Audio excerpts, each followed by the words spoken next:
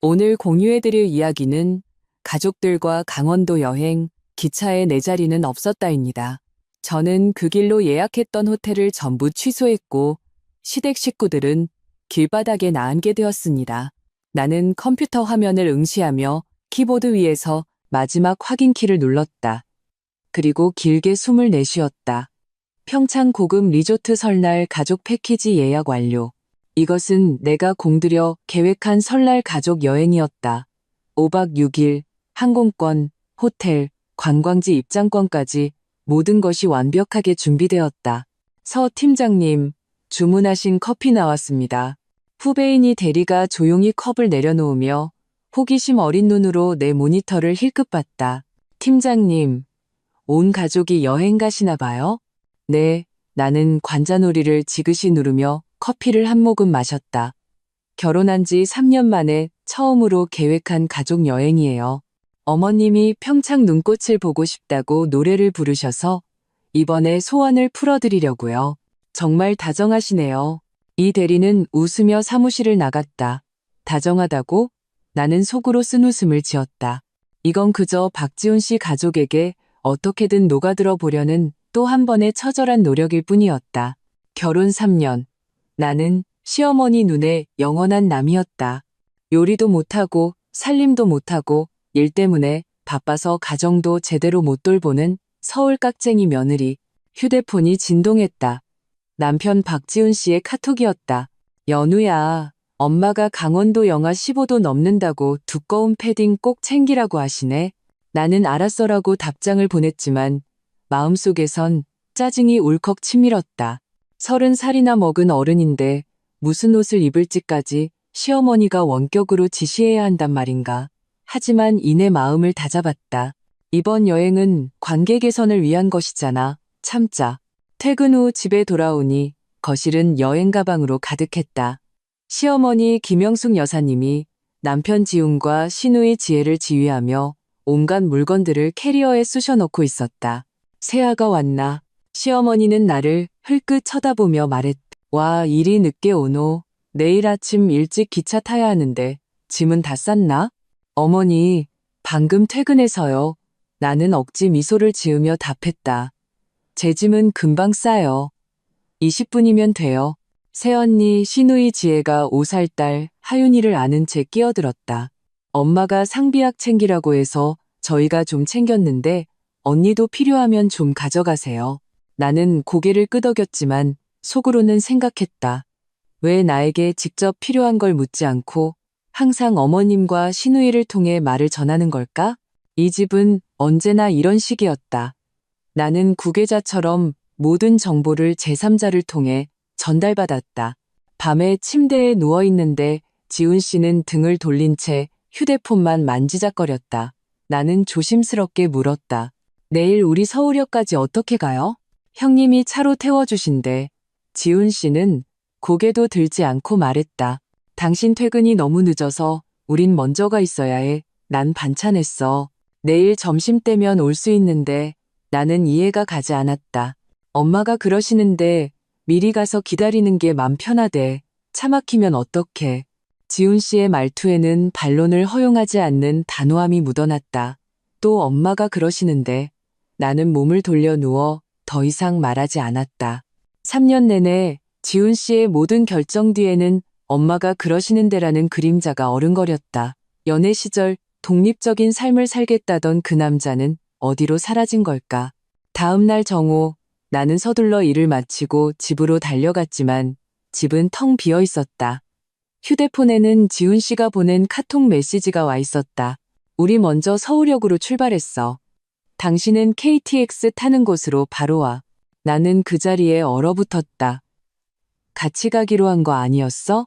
캐리어를 끌고 택시를 잡아 서울역으로 달려가 승강장으로 뛰어갔지만 역무원은 가족들이 이미 탑승했다고 알려주었다. 하지만 제 승차권은 아직 여기 있는데요. 내가 다급하게 설명했다. 역무원이 시스템을 조회하더니 말했다. 서연우 고객님, 고객님의 좌석은 이미 다른 분이 사용 중인 것으로 나옵니다. 박하윤이라는 어린이 고객님이 탑승하셨네요. 하윤이? 시누이 지혜의 딸. 머리가 띵했다. 지훈 씨에게 전화를 걸자 한참 뒤에야 받았다. 서연우, 아직도 탑승 안 하고 뭐해? 기차 곧 출발한다고. 지훈 씨의 목소리에는 짜증이 가득했다. 내 자리는 어떻게 된 거야? 왜 하윤이가 내 자리에 앉아 있어? 나는 간신히 목소리를 억눌렀다.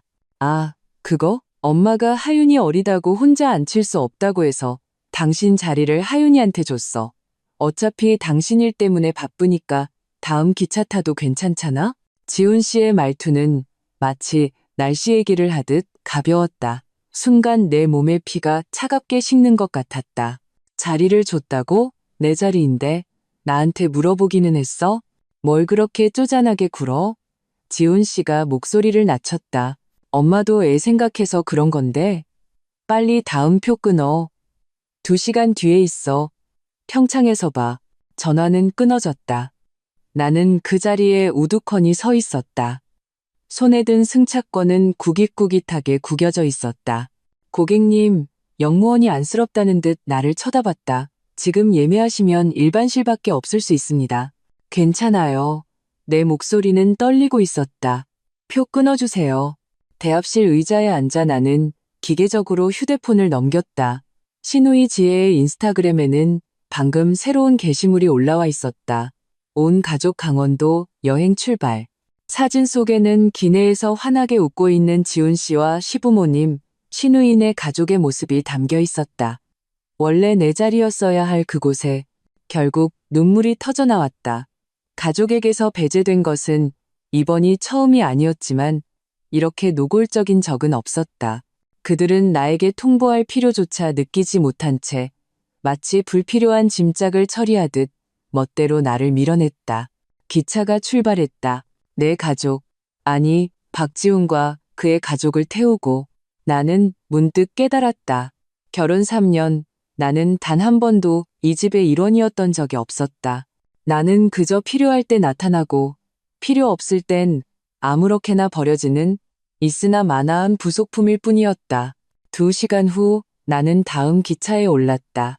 좁디 좁은 일반실 좌석은 나를 더욱 숨막히게 했다. 옆자리 아저씨의 코 고는 소리가 천둥처럼 울렸지만 나는 잠을 이룰 수 없었다. 지난 3년의 기억들이 영화처럼 스쳐 지나갔다. 시어머니는 집에 오실 때마다 냉장고와 옷장을 검열하고는 내가 살림을 못한다며 혀를 차셨다. 지훈 씨의 승진 축하 자리에서 시어머니는 굳이 신우이 지혜를 자기 옆에 앉혔고 나는 구석으로 밀려났다. 가족 모임 때마다 그들은 부산 사투리로 자기들끼리만 이야기했고 내가 무슨 말이냐고 물으면 지혜는 그저 아무것도 아니에요라며 웃어넘겼다. 지훈 씨는 단 한 번도 내게 설명해주지 않았다. 기차가 평창역에 도착했을 땐 이미 해가 져 있었다. 휴대폰을 켰지만 부재중 전화나 메시지는 단 한 통도 없었다. 그들은 내가 무사히 도착했는지조차 관심이 없었다. 캐리어를 끌고 역을 나서자 영하 15도의 칼바람이 얼굴을 베는 듯했다. 나는 택시를 잡아 호텔 주소를 말했다. 마음 한편에는 아직 희미한 기대가 남아있었다. 어쩌면 그들이 호텔에서 나를 기다리고 있을지도 모른다고. 어쩌면 지훈 씨가 자신의 잘못을 깨달았을지도 모른다고. 하지만 예약한 5성급 호텔 프런트에서 신분증을 내밀고 체크인을 하려 할 때 직원은 곤란한 표정을 지었다. 서연우 고객님, 예약하신 룸이 취소되었는데요. 네? 그럴 리가요. 제 신용카드로 보증까지 걸어뒀는데 직원이 시스템을 다시 확인했다. 네. 그런데 오늘 오후에 박지훈이라는 남자분께서 전화를 주셔서 고객님께서 못 오시게 되었다며 고객님의 스탠더드 룸을 본인들의 패밀리 스위트룸으로 업그레이드해달라고 요청하셨습니다. 저희는 요청대로 처리해드렸습니다. 눈앞이 캄캄해졌다. 내 방을 멋대로 취소한 것도 모자라 내 예약을 이용해 자기들 방을 업그레이드했다고? 이게 대체 무슨 상황이지?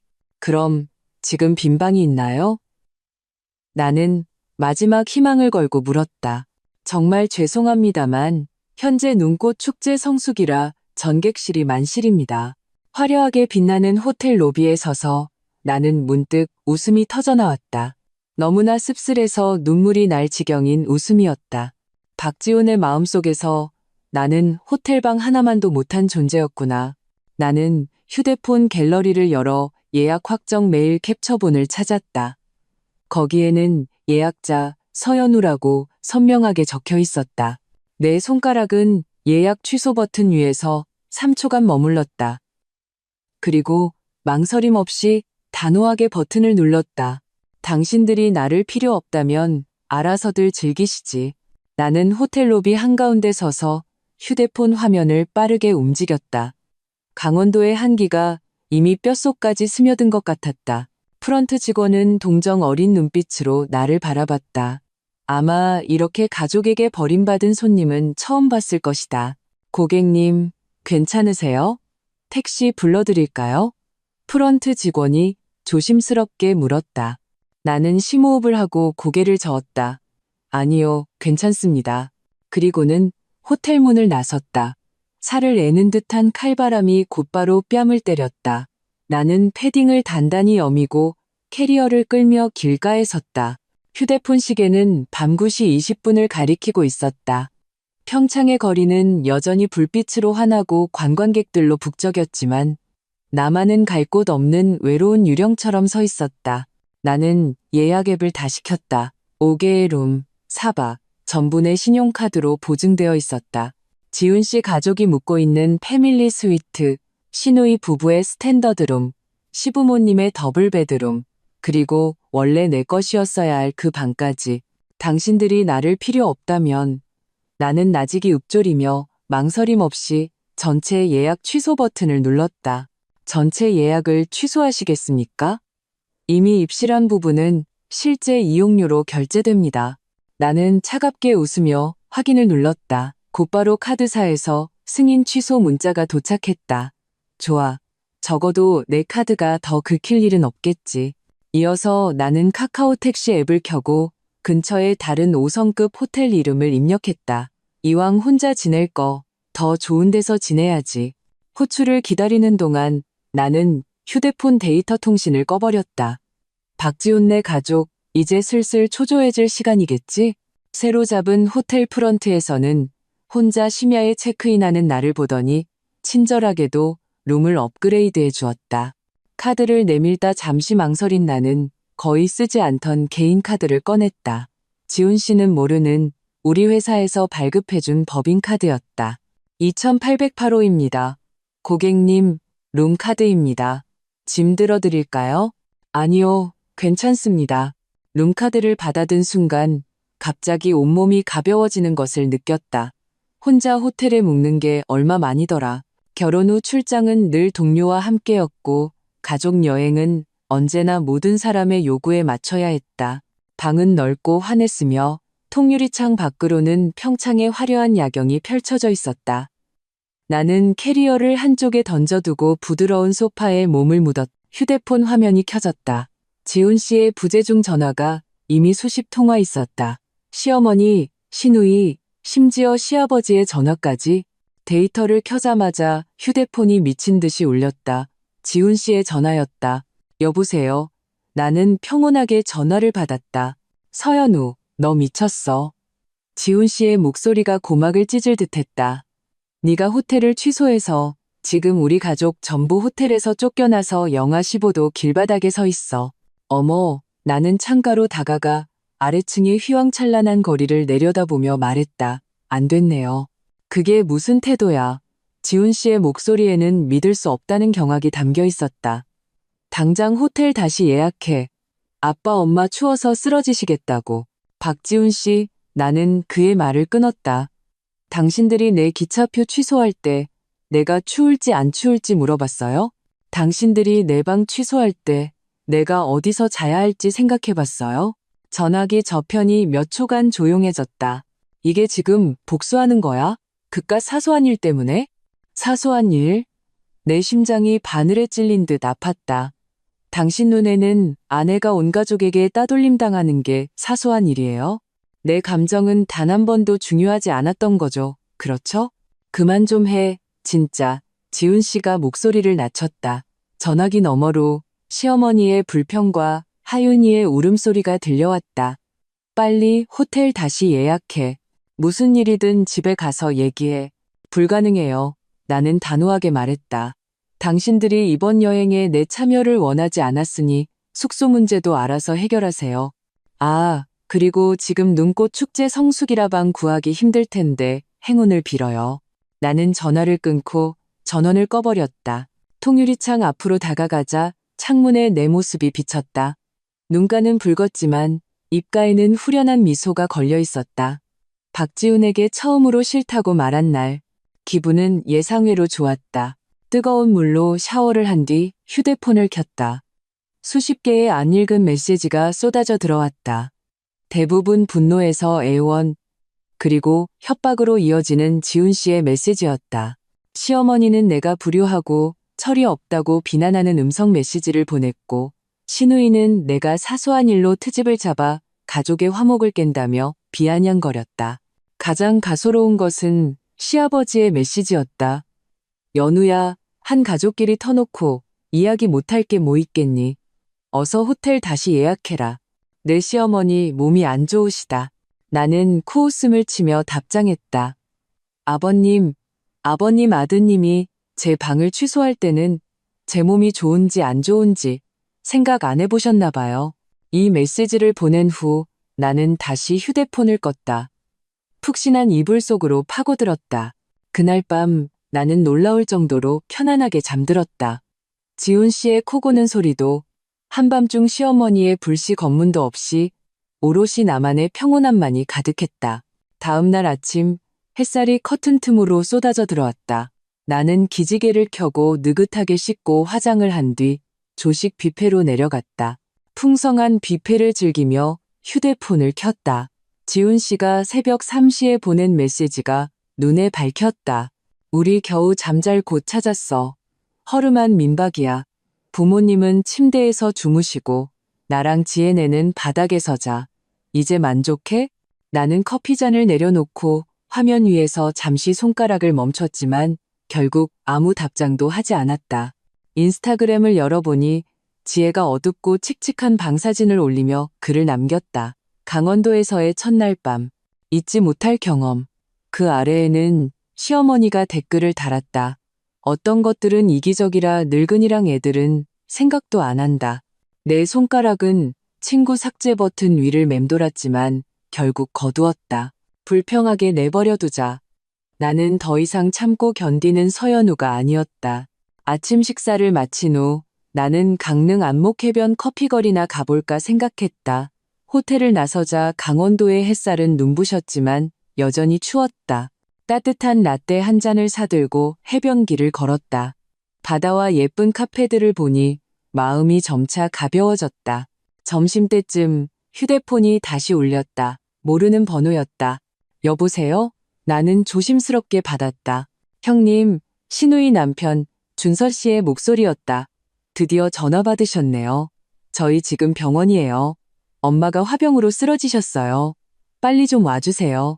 심장이 쿵 내려앉았다. 어느 병원인데요? 강릉아산병원 응급실이요. 빨리요. 준서 씨는 다급하게 전화를 끊었다. 나는 길 한가운데 서서 갈등했다. 진짜 아프신 걸까? 아니면 또 다른 함정일까? 하지만 만에 하나 진짜라면 나는 한숨을 쉬고 택시를 잡아탔다. 강릉아산병원 응급실은 사람들로 북적였다. 사방을 둘러보다가 마침내 구석긴 의자에 앉아있는 지훈 씨 가족을 발견했다. 시어머니는 의자에 기댄 채 눈을 감고 있었는데 안색이 확실히 좋아 보이지 않았다. 지훈 씨가 나를 가장 먼저 발견하고는 달려왔다. 너 드디어 왔구나. 그가 내 손목을 잡아챘다. 빨리 가서 입원비부터 내. 나는 그의 손을 뿌리쳤다. 어머니, 어떻게 되신 거예요? 의사 선생님은 뭐래요? 혈압 오르시고 심장이 두근거린대. 지훈 씨가 귀찮다는 듯 말했다. 의사가 좀 지켜봐야 한다니까. 묻지 말고 돈부터 내. 나는 가방에서 의료보험증을 꺼냈다. 이걸로 하세요. 지훈 씨는 잠시 멍하니 있다가 소리쳤다. 의료보험증 있었으면 진작 말하지. 우리가 어제 그 거지 같은 민박에서 20만 원이나 썼는데 제 의료보험증을 왜 진작 말해야 하죠? 나는 차갑게 쏘아붙였다. 당신들이 제 방을 취소할 때 제가 의료보험증이 필요할지 생각이나 해봤어요? 서연우, 지훈 씨가 갑자기 언성을 높였다. 너 진짜 작작 좀 해. 엄마가 저 지경인데 아직도 그깟 사소한 일로 따지고 있어? 주변 사람들이 모두 우리를 쳐다봤다. 얼굴이 화끈 달아올랐다. 그때 시어머니가 힘없는 목소리로 입을 열었다. 연우야, 엄마가 잘못했다. 우리 지훈이랑 그만 싸우렴. 시어머니의 창백한 얼굴을 보니 마음이 약해졌다. 어쨌든 어르신인데 정말 무슨 일이라도 생기면 수납하고 올게요. 나는 수납 창구로 향했다. 줄을 서 있는데 지혜가 따라왔다. 새언니, 그녀는 평소와 달리 저자세로 말했다. 어젯밤은 저희가 잘못했어요. 그래도 언니도 너무 심했잖아요. 하윤이가 추워서 엉엉 울었다고요. 지혜야, 나는 그녀의 말을 끊었다. 내가 어젯밤 어디서 잤는지 알아? 그녀는 멍하니 나를 바라봤다. 전혀 생각해보지 않은 문제였던 모양이다. 다른 호텔에서 내 돈 내고 잤어. 당신들 가족이 묵는 스위트룸에는 내 자리가 없었으니까. 수납을 마치고 응급실로 돌아오니 마침 의사가 나왔다. 보호자분, 환자분은 그냥 좀 피로하신 데다 감정이 격해져서 그러신 겁니다. 큰 문제는 없으니 집에 가서 쉬시면 됩니다. 약 처방해드렸으니 제때 챙겨 드시고요. 부축을 받으며 나온 시어머니는 내 손을 힘없이 잡았다. 연우야, 집에 가자. 한 가족끼리 잘 지내야지. 나는 아무 말도 하지 않았다. 집? 어느 집? 영원히 나를 이방인 취급하는 그 집? 지훈 씨는 이때다 싶어 내 어깨를 감싸 안았다. 가자. 일단 당신이 묵는 호텔 가서 좀 쉬자. 나는 경계심 가득한 눈으로 그를 쳐다봤다. 내가 묵는 호텔이요? 응. 지훈 씨는 당연하다는 듯 말했다. 네가 우리 예약 취소했으니까 이제 내 방으로 갈 수밖에 없잖아. 엄마 아빠도 좀 푹 쉬셔야 하고 결국 이거였구나. 사과도 반성도 아닌 그저 편히 쉴 곳을 찾으려는 수작이었다. 나는 지훈 씨에 익숙하면서도 낯선 얼굴을 보며 문득 깨달았다. 그는 단 한 번도 나를 동등한 배우자로 대한 적이 없었다. 그저 편리한 도구일 뿐이었다. 안 돼요. 나는 한 걸음 물러섰다. 제 방은 1인실이에요.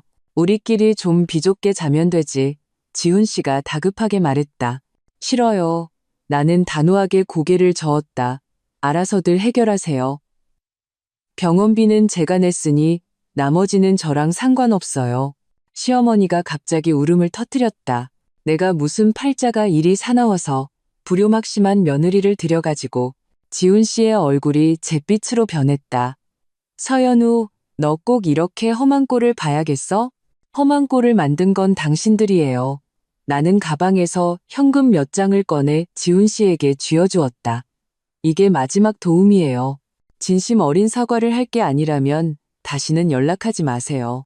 말을 마친 나는 뒤돌아섰다. 등 뒤로 시어머니의 통곡과 지훈 씨의 저주가 들려왔지만 이번에는 돌아보지 않았다. 병원을 나서자 강원도의 햇살은 여전히 눈부셨다. 나는 심호흡을 하고 택시를 잡았다. 어디로 가시죠? 기사님이 물었다. 나는 잠시 생각하다가 진심 어린 미소를 지으며 말했다. 대관령 눈꽃축제요.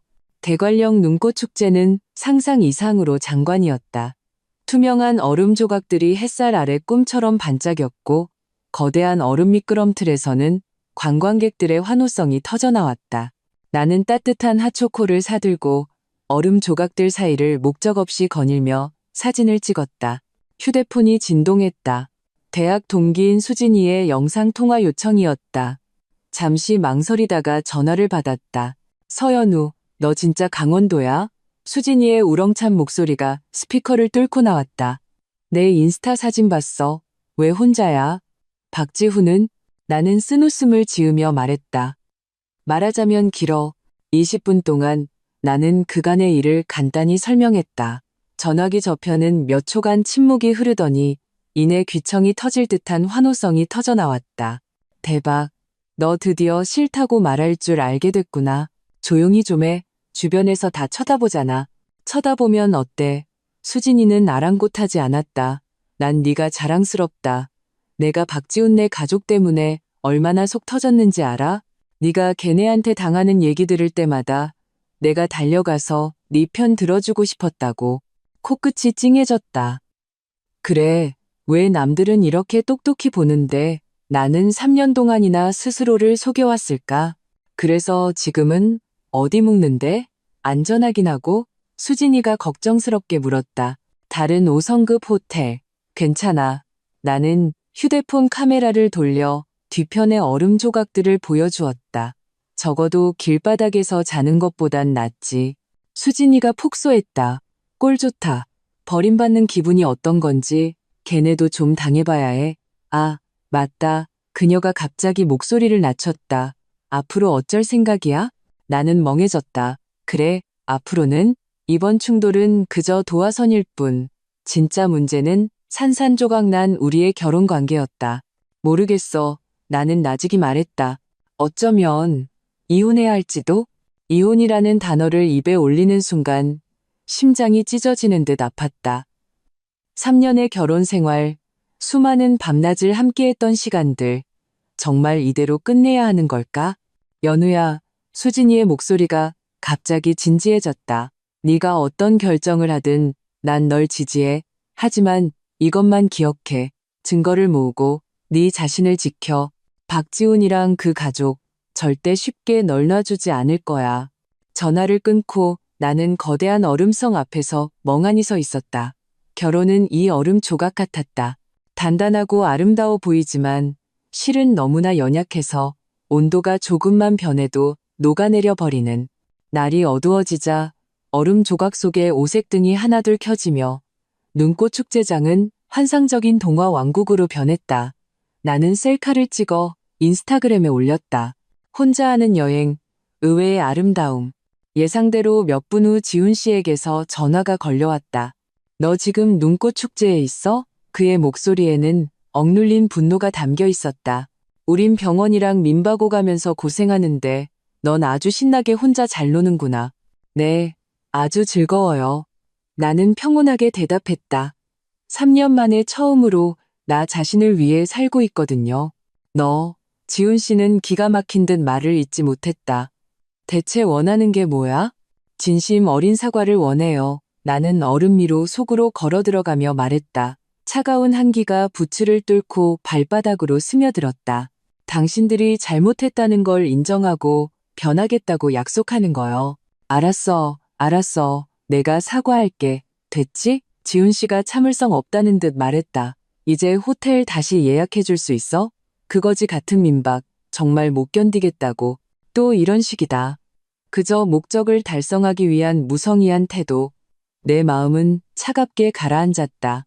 박지훈 씨, 당신은 문제가 뭔지 전혀 모르고 있군요. 문제는 네가 사소한 걸로 트집 잡는 거지. 지훈 씨가 갑자기 폭발했다. 그깟짜리 하나 가지고 이렇게까지 난리를 쳐야겠어? 남들이 우리를 어떻게 보겠냐고. 남들? 나는 냉소했다. 당신은 언제나 남들의 시선만 신경 썼지. 내 감정은 단 한 번도 신경 쓴 적 없어. 서연우, 지훈 씨가 이를 갈며 말했다. 마지막으로 묻는다. 호텔 예약할 거야? 안 할 거야? 안 해. 나는 단호하게 대답했다. 좋아. 아주 좋아. 지훈 씨가 으르렁거렸다. 후회하지 마. 전화는 거칠게 끊겼다.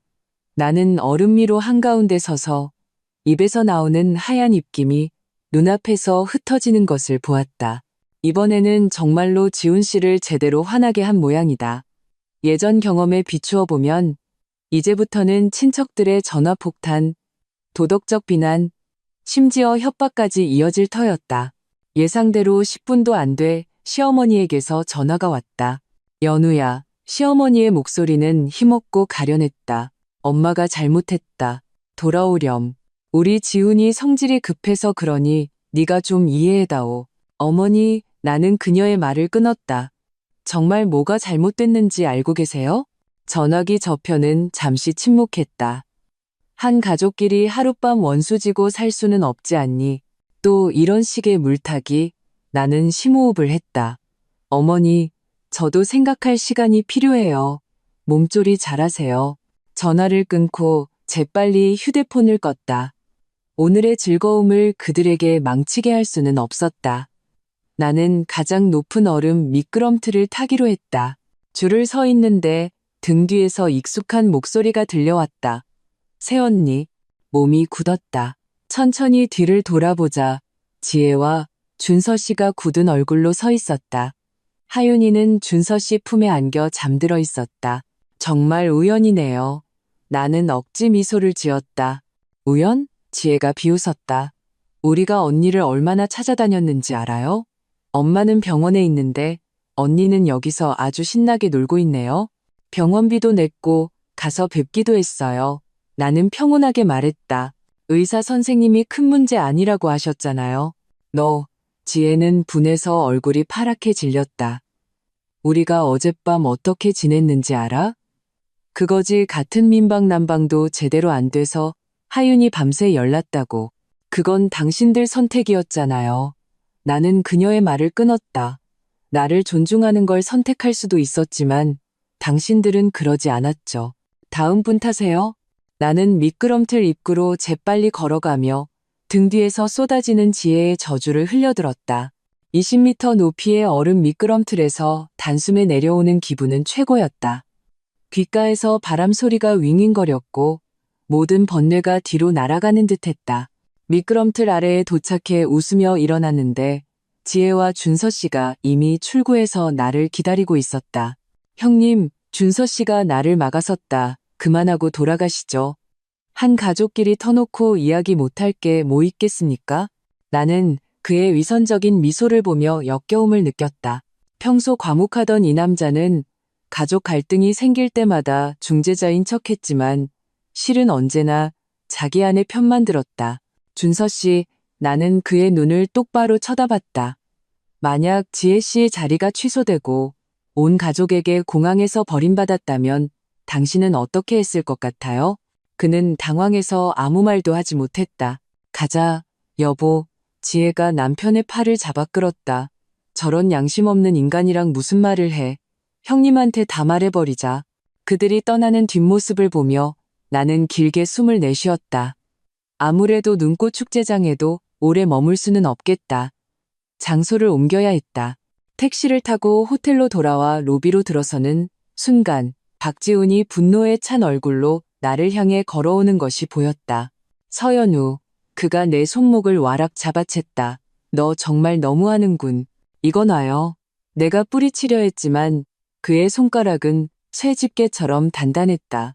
프런트 직원이 이쪽 소동을 알아채고 달려왔다. 손님, 무슨 문제 있으십니까? 네, 아내요. 지훈 씨가 큰 소리로 외쳤다.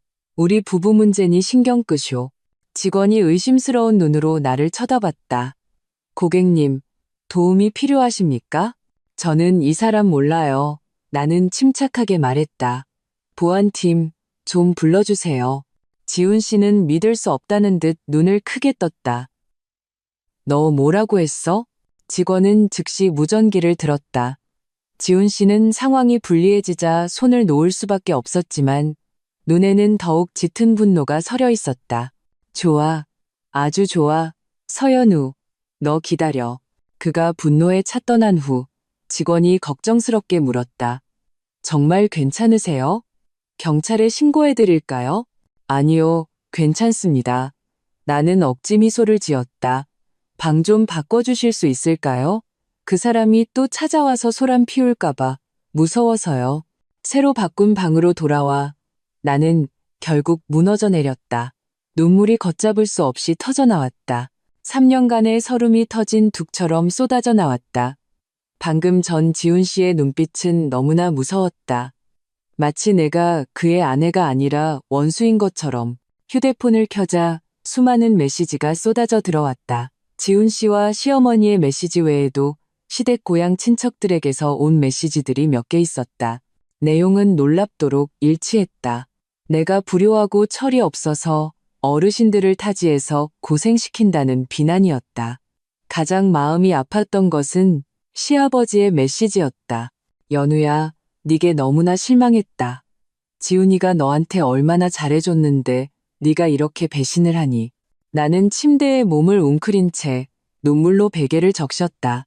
이 집안에서 나는 언제나 틀린 사람이었고, 언제나 타협해야 했고, 언제나 대의를 위해 희생해야 했다. 깊은 밤 휴대폰이 다시 진동했다. 모르는 번호로 온 멀티미디어 메시지 MMS였다. 열어보는 순간 피가 차갑게 식었다.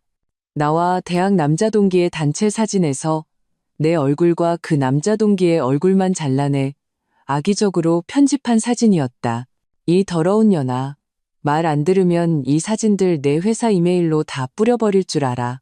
손이 떨려 휴대폰을 제대로 잡을 수조차 없었다. 누가 보낸 거지? 박지훈? 박지혜? 그들이 어떻게 이 사진을? 공포에 질려 있을 때 수진이에게서 전화가 왔다. 연우야. 그녀의 목소리는 몹시 긴장되어 있었다. 나 방금 모르는 사람한테서 이메일 받았는데 내 사진이 몇 장 들어있어. 네가 바람 폈다고. 이게 대체 어떻게 된 거야? 그거 가짜야. 나는 거의 소리치듯 말했다. 대학교 때 단체 사진인데 포토샵으로 조작한 거야. 그럴 줄 알았어. 수진이가 분노했다. 틀림없이 박지훈 내 짓이야. 벌써부터 널 깎아내리기 시작한 거라고. 심장이 바닥으로 가라앉았다. 나를 굴복시키기 위해 내 명예를 더럽히는 것도 서슴지 않는구나. 이게 소위 가족이라는 것인가? 수진아, 내 목소리가 떨렸다. 나 어떻게 해야 해? 잘 들어. 수진이의 목소리는 단호하고 침착했다. 첫째, 모든 증거를 저장해. 둘째, 어떤 메시지에도 답장하지 마. 셋째, 내일 당장 서울로 돌아와. 혼자 강원도에 있지 마. 넷째, 변호사를 찾아. 빠를수록 좋아. 전화를 끊고 나는 뜬 눈으로 밤을 새웠다. 창밖의 평창은 불빛으로 환했지만 내 결혼 생활은 그날 밤 완벽한 어둠 속으로 가라앉았다. 아침 햇살이 커튼 틈으로 새어 들어왔다. 나는 천장을 응시했다. 눈은 뻑뻑하고 아팠다. 밤을 꼬박 새웠지만 머릿속은 오히려 비정상적으로 맑았다. 그 포토샵 사진은 칼날처럼 이 결혼에 대한 나의 마지막 미련을 완전히 끊어버렸다. 휴대폰 화면이 켜지며 항공사에서 보낸 탑승 알림 메시지가 떴다. 어젯밤 나는 오늘 정오에 서울로 돌아가는 비행기표를 예매했다. 짐을 싸다가 캐리어 안주머니에서 딱딱한 물건이 손에 잡혔다. 꺼내보니 지훈 씨의 예비 휴대폰이었다. 나는 멍해졌다. 이게 언제 들어왔지? 생각해보니 출발 전날 밤 지훈 씨가 짐 정리를 도와달라고 했을 때 몰래 쑤셔 넣은 것 같았다. 그는 늘 그랬다. 안 쓰는 물건을 내 가방에 아무렇게나 쑤셔 넣고는 내 짐이 무거워질 거라는 생각은 전혀 하지 않았다. 그냥 버리려다가 귀신에 홀린 듯 전원 버튼을 눌렀다. 휴대폰에는 비밀번호가 걸려 있었다. 지훈 씨의 생일, 우리의 결혼기념일을 입력해봤지만 모두 틀렸다. 포기하려던 순간 문득 영감이 떠올라 시어머니의 생일을 입력했다. 잠금이 풀렸다. 역시 마마보이. 나는 차갑게 웃으며 통화 기록과 사진첩을 대충 훑어보았다. 별다른 건 없었다. 끄려던 순간 카카오톡 메시지 하나가 불쑥 튀어나왔다. 지훈 씨, 보고 싶어요. 언제 돌아오세요? 프로필 사진은 젊은 여자의 셀카였다. 이름은 행정팀 미나윤. 심장이 쿵 내려앉았다. 대화창을 열자 눈앞의 글자들이 칼날처럼 심장을 파고들었다. 지훈 씨, 어젯밤 너무 짜릿했어요. 하마터면 와이프한테 들킬 뻔했잖아요. 언제 이혼할 거예요? 설날에 부모님께 인사드리러 간다고 약속했잖아요. 와이프 진짜 짜증나요. 맨날 감시하고. 저는 그냥 지훈 씨가 즐거우면 되는데. 나는 두 손을 부들부들 떨며 화면을 넘겼다. 이게 뭐지? 가족여행? 부모님께 효도? 전부 거짓말이었던 것이다.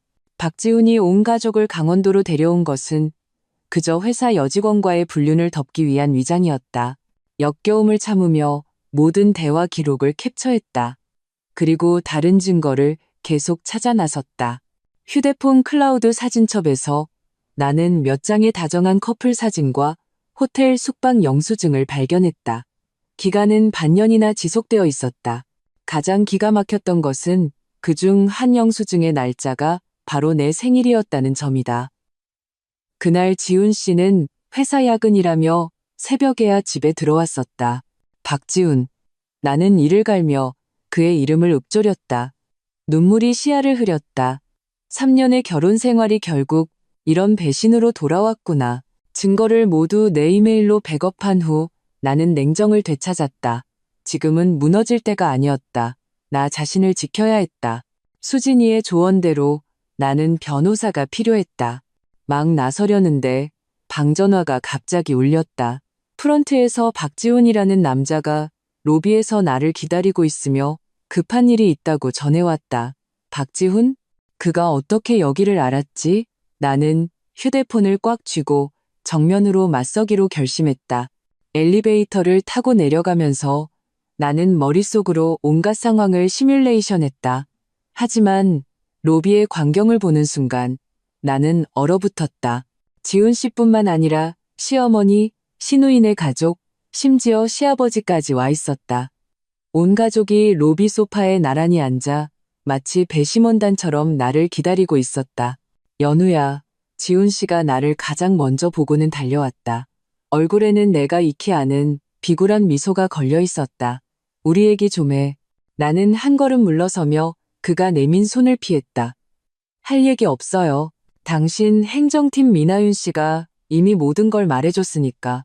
지훈 씨의 얼굴이 순식간에 새하얗게 질렸다. 네가 어떻게 알아? 사람이 모르게 하려면 처음부터 하지 말았어야죠. 나는 차갑게 말했다. 목소리는 크지 않았지만 온 가족이 듣기에 충분했다.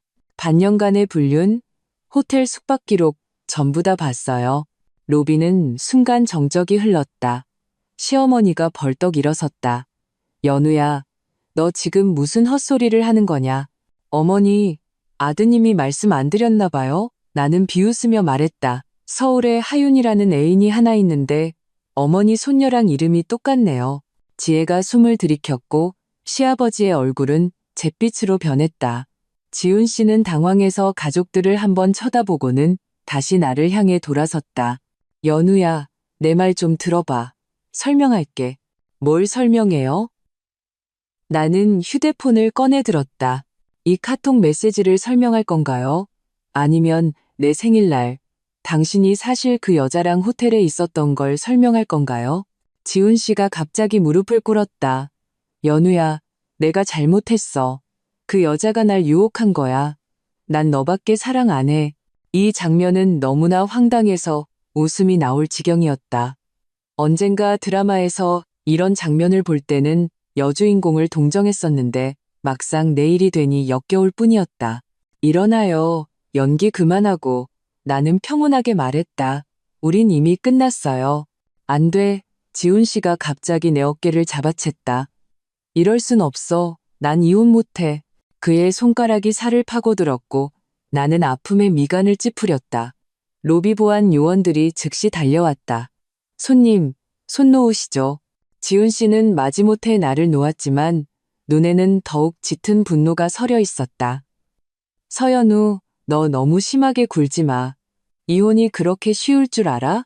내가 널 사회에서 매장시켜버릴 거야. 그래요? 나는 휴대폰 갤러리를 열어 그 음란한 대화 기록을 띄웠다.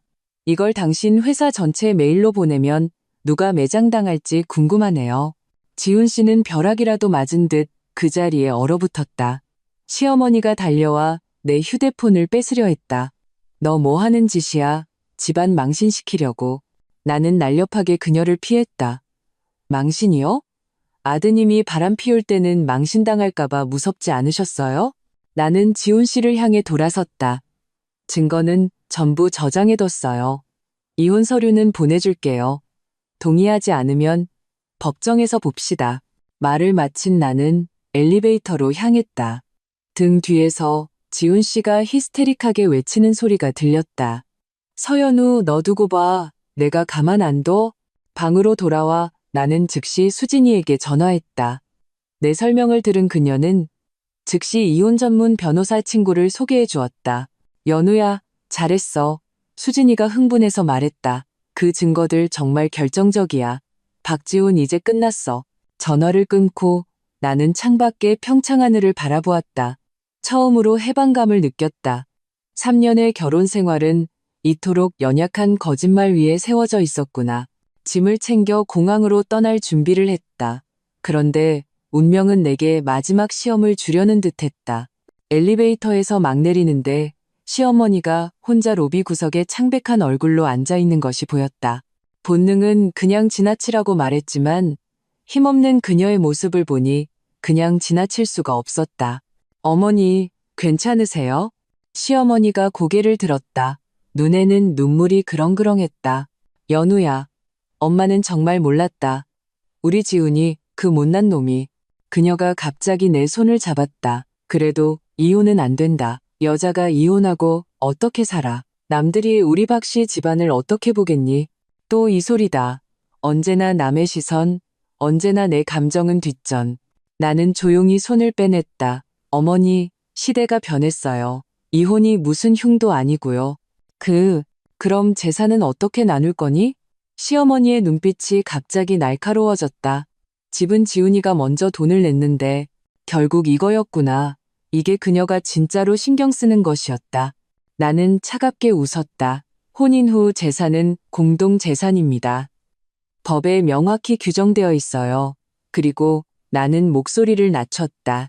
아드님이 불륜추문으로 세상에 알려지는 걸 원치 않으신다면 순순히 협조하시는 게 좋을 겁니다. 시어머니의 얼굴이 여러 번 변하더니 결국 힘없이 의자에 주저앉았다. 너 변했구나. 네, 변했어요. 나는 캐리어를 끌며 말했다. 더 이상 당하고만 살지 않기로 했거든요. 호텔을 나서자 평창의 햇살이 눈부시게 쏟아졌다. 나는 차가운 공기를 깊이 들이마셨다. 온몸이 새로워지는 기분이었다. 공항으로 가는 택시 안에서 나는 지훈 씨와 모든 시댁 식구들의 연락처를 삭제했다. 비행기가 이륙할 때 나는 창밖으로 점점 작아지는 도시의 윤곽을 보며 마음에 한 점의 미련도 남지 않았음을 느꼈다. 이 결혼은 평창의 얼음 조각 같았 아름다워 보였지만 실은 너무나 연약해서 결국 진실의 햇살 아래 녹아내리고 말았다. 서울에 돌아온 후 나는 곧바로 수진이가 소개해준 법무법인으로 향했다. 변호사 장미영 씨는 유능한 중년 여성이었다. 내 설명을 듣고 증거를 검토한 후 그녀는 자신감 넘치게 말했다. 서연우 씨, 이 소송은 우리가 무조건 이깁니다. 위임 계약서에 서명할 때 내 손은 조금 떨렸지만 마음은 그 어느 때보다 단단했다. 3년의 결혼 생활은 곧 마침표를 찍을 것이고 나의 새로운 인생은 이제 막 시작될 참이었다. 장미영 변호사의 사무실은 넓고 환했다. 창밖으로는 서울 강남의 화려한 풍경이 펼쳐져 있었다. 나는 가죽 소파에 앉아 그녀가 이혼 시 직면할 수 있는 문제들을 조목조목 분석하는 것을 들었다. 제공해주신 상황을 보면 박지훈 씨에게 명백한 유책 사유가 있습니다. 우리는 공동재산을 더 많이 분할해달라고 주장할 수 있어요. 장 변호사가 안경을 고쳤으며 말했다. 두 분 명의의 아파트는 혼인 후에 구입하신 거죠? 네, 첫 지분은 그쪽이 60%, 제가 40%를 냈지만 대출금은 계속 저희가 공동으로 상환했어요. 문제 없습니다. 전부 부부 공동재산에 해당합니다. 장 변호사는 노트북에 무언가를 기록했다. 더 중요한 것은 남편분의 외도 증거를 가지고 계시다는 점입니다. 혹시 경제적 통제에 대한 증거도 있나요? 나는 휴대폰에서 가계부 앱을 열어 보여주었다. 지난 3년간 집안의 모든 지출은 내가 책임졌다. 그의 월급은 내게 준 적이 없고 오직 아파트 대출금만 갚았다. 아주 좋습니다. 장 변호사의 눈이 빛났다. 이런 경제적 통제 행위 역시 이혼 소송에서 매우 중요합니다. 그리고 혹시 폭력적인 성향은 없었나요? 나는 호텔 로비에서 지훈 씨가 내 어깨를 꽉 잡았던 일을 떠올리며 잠시 망설였다. 직접적으로 맞은 적은 없지만 화가 나면 물건을 던지거나 제 손목을 세게 잡은 적은 있어요. 기록해두죠. 장 변호사가 단호하게 말했다. 어떤 형태의 폭력이든 용납될 수 없습니다. 상담은 2시간 동안 이어졌다. 사무실을 나설 때 내 가방에는 준비해야 할 서류 목록이 한가득 들어있었다. 사무실 건물 앞에 서자 서울의 햇살이 눈을 아프게 찔렀다. 이 모든 것이 비현실적이었다. 한 달 전만 해도 나는 현상 유지에 안주하는 주부였는데 지금은 이혼 서류를 준비하고 있었다. 휴대폰이 진동했다. 모르는 번호였다. 전화를 받자 저편에서 지훈 씨의 음침한 목소리가 들려왔다. 서연우, 너 정말 변호사 찾아갔구나. 심장이 쿵 내려앉았다. 그가 어떻게 알았지? 곧바로 상황을 파악했다. 나 미행했어요? 내가 어떻게 알았는지는 신경 꺼. 지훈 씨의 목소리에는 위협이 담겨 있었다. 경고하는데 일 크게 만들지 마. 아파트, 예금, 너 한 푼도 못 가져갈 줄 알아. 법이 공정하게 판결해 줄 거예요. 나는 최대한 침착함을 유지했다. 그리고 다시는 나 미행하지 마세요. 그렇지 않으면 접근 금지 신청할 거예요. 지훈 씨가 비웃었다. 너만 변호사 있는 줄 알아? 우리 엄마가 벌써 최고의 이혼 전문 변호사 구해놨어. 내 그깟 잔꾀, 안 통해. 전화를 끊자 손이 떨려 휴대폰을 제대로 잡을 수 없었다. 박 씨 집안의 움직임은 내 생각보다 빨랐다. 이 이혼 전쟁 쉽지 않겠구나. 급하게 구한 임시 거처로 돌아와 나는 소파에 쓰러지듯 누웠다. 이 원룸은 지난주에 급하게 얻은 곳이었다. 초라하긴 해도 적어도 안전한 피난처였다. 잠시 쉬려는데 휴대폰이 또 울렸다. 이번에는 시어머니 번호였다. 잠시 망설이다가 전화를 받았다. 연우야, 시어머니의 목소리는 평소와 달리 상냥했다. 엄마가 너랑 조마허 얘기 좀 하고 싶구나. 지훈이 그 일은 걔가 잘못한 게 맞다. 엄마가 단단히 혼내줬어. 나는 경계하며 아무 말도 하지 않았다. 하지만 이혼까지 할 필요는 없지 않니? 시어머니가 계속해서 설득했다. 지훈이도 잘못했다고 하고 그 여자랑 깨끗하게 정리하겠다고 약속했다. 너희 3년 부부인데 이렇게 헤어지는 건. 어머니, 나는 그녀의 말을 끊었다. 정말 이게 단순히 외도 문제라고만 생각하세요? 지난 3년간 제가 어머니 댁에서 단 하루라도 가족으로 대접받은 적이 있었나요? 전화기 저편은 잠시 침묵했다. 다 한 가족인데 무슨 서운한 게 있겠니? 가족 모임 때마다 사투리로 자기들끼리만 얘기해서 저를 외톨이로 만들었죠. 제가 무슨 결정을 할 때마다 지훈 씨는 먼저 어머니 의견부터 물었고요. 심지어 제 옷장과 냉장고까지 어머니는 사사건건 간섭하셨어요. 3년간의 서름이 홍수처럼 터져나왔다. 어머니, 이건 결혼이 아니에요. 감옥이었어요. 시어머니의 목소리가 갑자기 차가워졌다. 그래서 너 기어이 이혼하겠다는 거냐? 네, 좋아, 아주 좋아. 시어머니의 말투가 날카롭게 변했다. 그럼 우리도 가만히 있지 않을 테니 두고 봐. 그 아파트 집은 우리 집에서 먼저 낸 돈이야. 너 한 푼도 못 가져갈 줄 알아. 전화는 거칠게 끊겼다. 나는 쓴웃음을 지으며 고개를 저었다. 역시 온정적인 태도가 통하지 않자 바로 협박으로 나오는군. 휴대폰을 끄고 쉬려는데 카카오톡 친구 신청 알림이 떴다. 저는 김도연입니다. 서울에 계시다고 들었어요. 김도연? 내 대학 동기였다. 졸업 후에는 거의 연락이 없었는데 그가 갑자기 왜 나를? 호기심에 친구 신청을 수락했다. 연우야, 정말 너구나. 도연 씨에게서 바로 메시지가 왔다.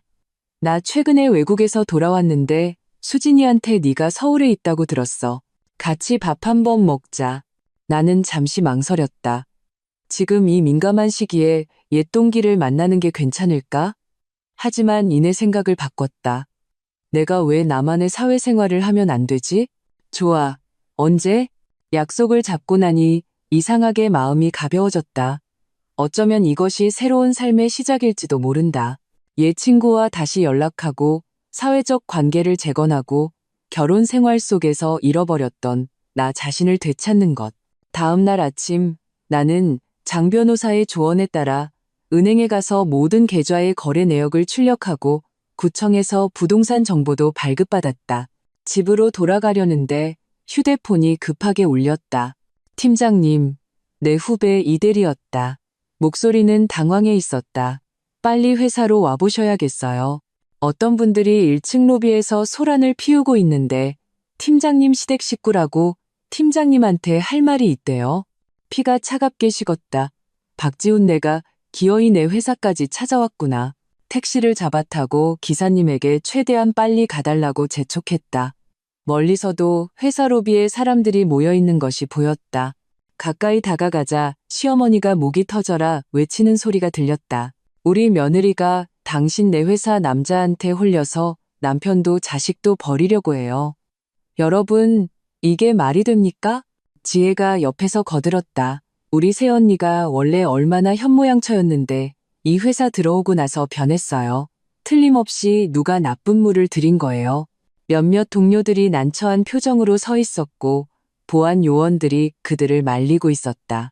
나는 심호흡을 하고 성큼성큼 걸어나갔다. 어머니, 지혜야, 지금 뭐 하는 짓이에요? 모든 사람이 일제히 나를 쳐다봤다.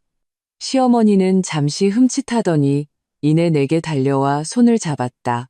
연우야, 엄마랑 집에 가자. 지훈이도 잘못했다고 하잖니? 네가 이렇게 그 애를 버리면 안 돼. 나는 힘껏 손을 뿌리쳤다. 어머니, 할 얘기가 있으면 개인적으로 해요. 제 회사에서 이러지 마세요. 개인적으로? 지혜가 날카롭게 소리쳤다. 네가 전화도 안 받고 카톡도 안 읽는데 우리가 어떻게 개인적으로 얘기를 해. 그래서 제 회사에 와서 행패를 부려요? 나는 분노에 온몸이 떨렸다. 제 직장 생활은 생각 안 해요? 제 평판은요? 평판? 지혜가 비웃었다. 네가 감히 바람을 폈으면서 평판 따위를 신경 써? 바람이라니. 나는 충격받아 그녀를 쳐다봤다. 바람 피운 건 박지훈이에요. 증거도 있다고요. 말도 안 되는 소리. 시어머니가 갑자기 가방에서 사진 한 뭉치를 꺼내 바닥에 뿌렸다. 여러분, 보세요. 이게 우리 며느리의 진짜 모습입니다. 나는 고개를 숙여 사진들을 보았다. 순간 피가 머리끝까지 솟구쳤다. 또 그 포토샵으로 조작된 나와 남자 동기의 사진들이었다. 이건 조작된 거예요. 내가 허리를 숙여 사진을 주우려 하자 지혜가 나를 밀쳐냈다. 네가 저지르고도 발뺌하는구나. 우리 오빠가 너한테 얼마나 잘해줬는데 네가 이렇게 배신을 해? 장내는 아수라장이 되었다. 보안 요원들은 마침내 참을 수 없다는 듯 시어머니와 지혜를 강제로 밖으로 끌어냈다. 끌려 나가기 전 시어머니는 뒤돌아 나를 아크느니 쏘아보았다. 서연우, 네가 이렇게 나오면 우리도 가만 안 있을 줄 알아. 동료들이 동정 어린 눈으로 나를 쳐다봤다. 누군가 조용히 바닥의 사진들을 주워 내게 건넸다. 나는 떨리는 손으로 사진을 받아들었다. 눈물이 눈眶에 그렁그렁했다. 팀장님, 이 대리가 걱정스럽게 나를 쳐다봤다. 휴게실 가서 좀 쉬시는 게. 나는 고개를 저었다. 그리고 곧장 인사팀으로 향했다. 이런 일은 먼저 보고해야 했다. 그렇지 않으면 나중에 더 큰 문제가 될 수 있었다. 인사팀장은 내 설명을 듣고 위로하듯 내 어깨를 두드렸다. 회사에서도 직원들의 개인적인 문제는 이해합니다. 하지만 오늘 같은 소동은 다시 일어나선 안 돼요.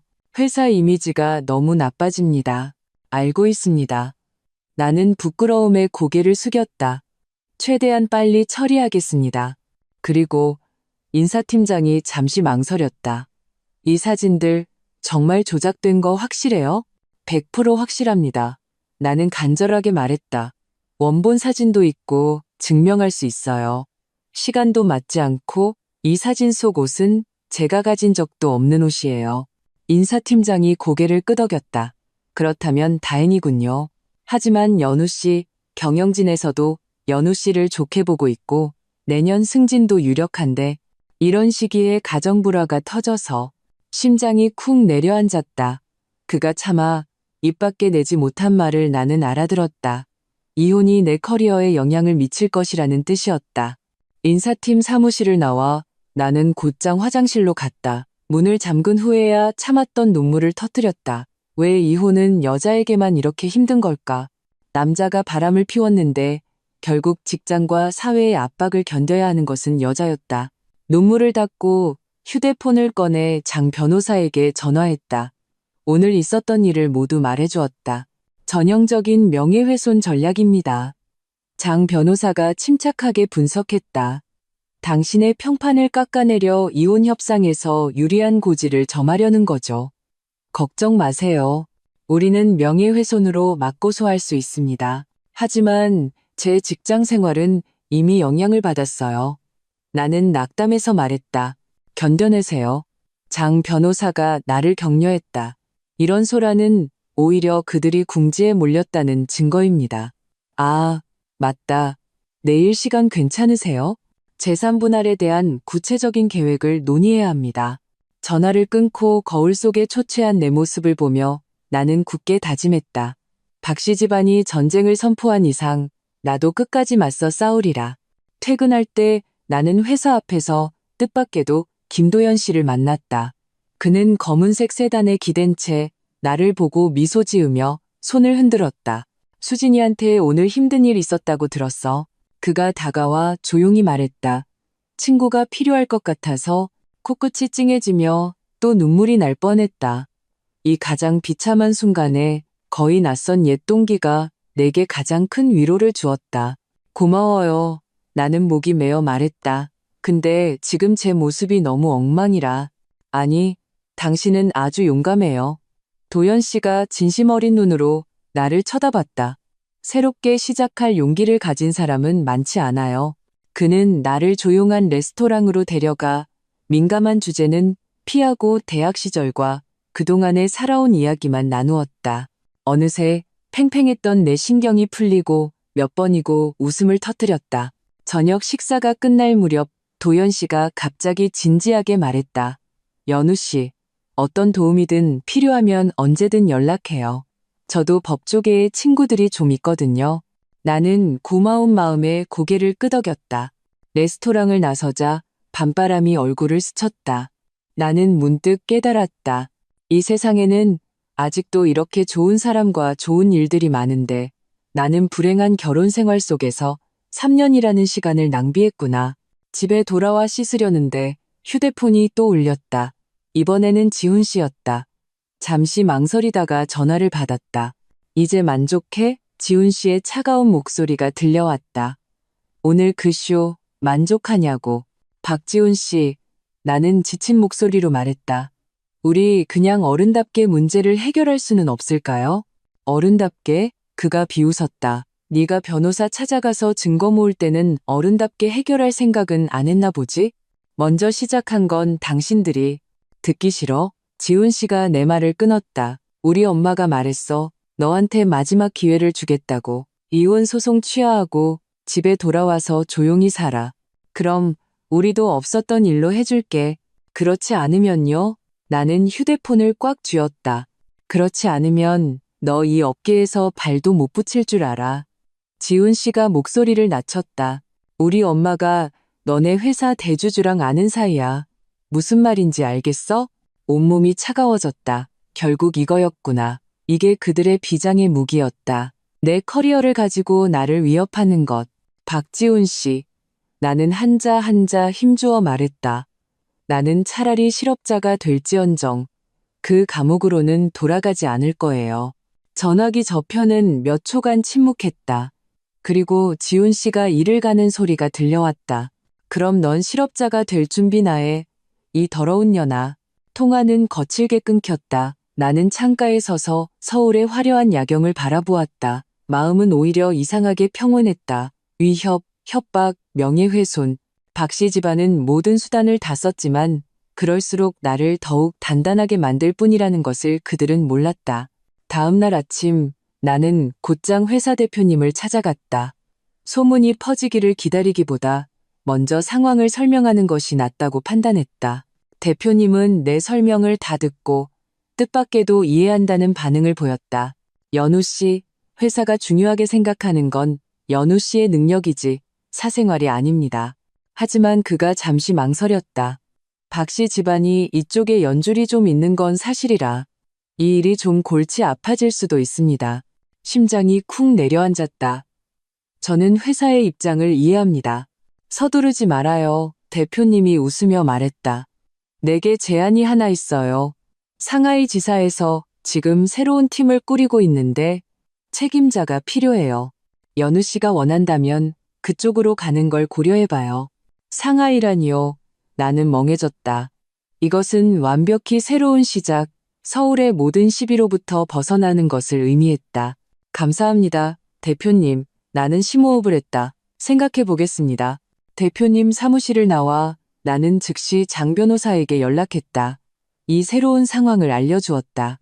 법적으로 근무지 이동은 이혼 절차에 영향을 미치지 않습니다. 장 변호사가 분석했다.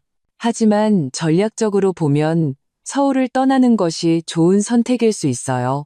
박 씨 집안의 소란을 피하면서 동시에 당신이 결혼을 지키기 위해 노력했다는 것을 보여줄 수 있죠.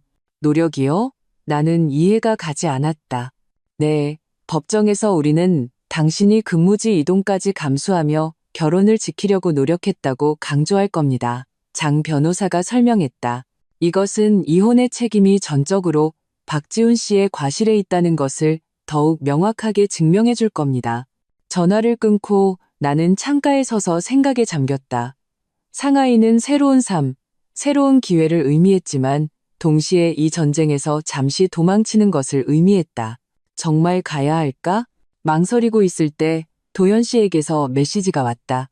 상하이로 갈 수도 있다고 들었어요. 저 마침 다음 주에 그쪽으로 출장 가는데 같이 커피 한잔 할래요? 현지 친구들 소개해 줄게요. 나는 미소 지으며 답장했다. 좋아요. 어쩌면 이것이 운명이 내게 주는 신호일지도 모른다. 그날 밤 나는 대담한 결정을 내렸다. 발령을 수락하고 상하이로 가기로. 하지만 그 전에 박지훈과의 집으로 돌아가 내 개인 물품과 중요한 서류들을 가져와야 했다. 나는 지훈 씨에게 메시지를 보냈다. 내일 오전에 짐 가지러 갈 테니 집에 없었으면 좋겠어요. 그는 곧바로 답장했다. 마음대로 해. 다음 날 예비 열쇠로 집문을 열자 낯선 향수 냄새가 코를 찔렀다. 거실에는 여성의 옷가지들이 흩어져 있었고 식탁 위에는 마시다만 와인잔 2개가 놓여 있었다. 심장이 쿵 내려앉았다. 나는 서둘러 침실로 향했다. 문을 여는 순간 그 자리에 얼어붙었다. 박지훈과 한 젊은 여자가 벌거벗은 채로 우리 침대에 뒤엉켜 잠들어 있었다. 침대 시트에는 의심스러운 흔적까지 남아 있었다. 그 여자는 그의 휴대폰에 행정팀 미나윤이라고 저장되어 있던 바로 그 여자였다. 나는 침실문 앞에 서 있었다. 혈관 속의 피가 그대로 굳어버린 것 같았다. 침대 위에 2사람은 깊이 잠들어 내 존재를 전혀 눈치채지 못했다. 지훈 씨는 심지어 가벼운 코를 골며 한쪽 팔을 그 여자 몸 위에 거만하게 걸치고 있었다. 이것이 그가 말한 잘못을 알았다는 것이고 시어머니가 말한 깨끗하게 정리했다는 내연녀였다. 역겨움이 치밀어 올랐다. 속이 울렁거리는 것을 억지로 참으며 나는 조용히 뒤로 물러나 휴대폰을 꺼내 녹화를 시작했다. 카메라는 어지러운 것일 식탁 위에 와인잔을 훑고 마지막으로 침실 속 벌거벗은 남녀에게 고정되었다. 증거 수집을 마친 후 나는 조심스럽게 내 물건들을 챙기기 시작했다. 결혼사진, 커플 머그컵, 그가 사줬던 싸구려 선물들 모두 그 자리에 남겨두었다.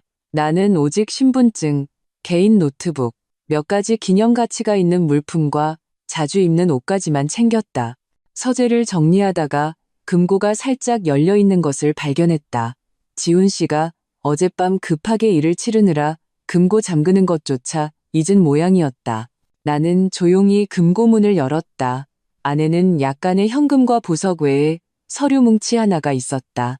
무심코 넘겨보는데 내 숨이 점점 가빠졌다. 이것은 지훈 씨의 최근 반년간의 은행 거래 내역과 이체 기록이었다. 거기에는 그가 매달 시누이 지혜에게 거액을 송금하고 최근에는 우리의 공동 예금을 이용해 재테크 상품을 구매한 내역이 선명하게 찍혀 있었다. 수익자는 시어머니의 이름으로 되어 있었다. 기가 막힌 재산 빼돌리기군. 나는 차갑게 웃으며 모든 서류를 촬영했다. 지훈 씨와 시어머니는 입만 열면 아파트 지분을 자기 집에서 냈다고 주장하더니 뒤에서는 몰래 우리의 공동재산을 빼돌리고 있었던 것이다. 막 떠나려는데 침실 쪽에서 부스럭거리는 소리가 들렸다.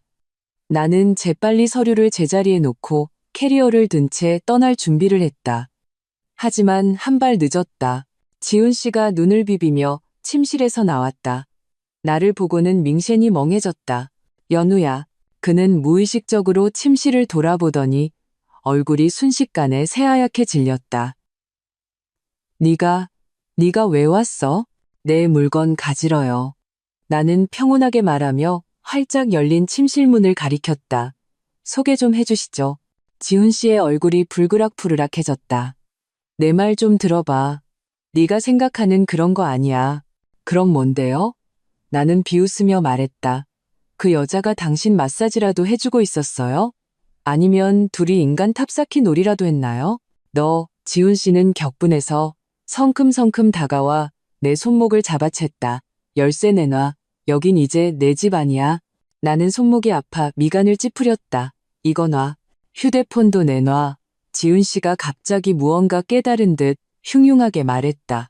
너 방금 사진 찍었지? 아니요.